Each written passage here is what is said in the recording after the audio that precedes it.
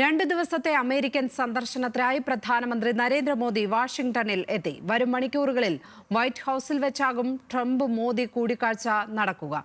ശതകോടീശ്വരനും Doge മേധാവിയുമായ Elon മസ്കുമായും Modi കൂടിക്കാഴ്ച നടത്തും എന്നാണ് റിപ്പോർട്ടുകൾ. അമേരിക്കൻ ഭരണകൂടം ഊഷ്മള സ്വാഗതമാണ് ഇന്ത്യൻ പ്രധാനമന്ത്രി നരേന്ദ്രമോദിക്കായി ഒരുക്കിയത്. മരം കോച്ചുന്ന തണുപ്പിലും നരേന്ദ്രമോദിയെ കാണാൻ നിരവധി പേരാണ് വാഷിംഗ്ടൺ DC-യിലെത്തിയത്. ട്രംപ് 2ാം തവണ അധികാരത്തിലെത്തിയതിനു ശേഷം വൈറ്റ് ഹൌസ് സന്ദർശിക്കുന്ന 5ാമത്തെ ലോക നേതാവാണ് മോദി. വൈറ്റ് ഹൌസ് സന്ദർശിക്കുന്ന ലോക നേതാക്കൾ താമസിക്കുന്ന ബ്ലെയർ ഹൌസിൽ തന്നെയാകും മോദിയും താമസിക്കുന്നത്. വരും മണിക്കൂറുകളിൽ വൈറ്റ് ഹൌസിൽ വെച്ചാകും ട്രംപ് മോദി കൂടിക്കാഴ്ച നടക്കുക. തുടർന്ന് ഇരുവരും സംയുക്ത വാർത്താ സമ്മേളനവും നടത്തും. അനധികൃതമായി അമേരിക്കയിലേക്ക് കുടിയേറിയ ഇന്ത്യൻ പൗരന്മാരെ നാടുകടത്തിയ നടപടി ഉൾപ്പെടെ ചർച്ചയാകുമെന്നാണ് റിപ്പോർട്ടുകൾ. പശ്ചിമേഷ്യൻ സാഹചര്യവും റഷ്യ-യുക്രൈൻ യുദ്ധവും ഉൾപ്പെടെ ചർച്ചയാകുമെന്നാണ് പുറത്തുവരുന്ന റിപ്പോർട്ട്.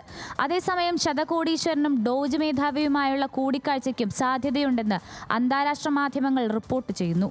ഇതിനകം മോദി ദേശീയ സുരക്ഷാ ഡയറക്ടർ തുൾസി ഗബാർഡുമായി കൂടിക്കാഴ്ച നടത്തി. കൂടിക്കാഴ്ചയിൽ ഇന്ത്യ-US സൗഹൃദം ഉൾപ്പെടെയുള്ള വിഷയങ്ങൾ ചർച്ചയായെന്നാണ് മോദി എക്സിൽ കുറിച്ചത്.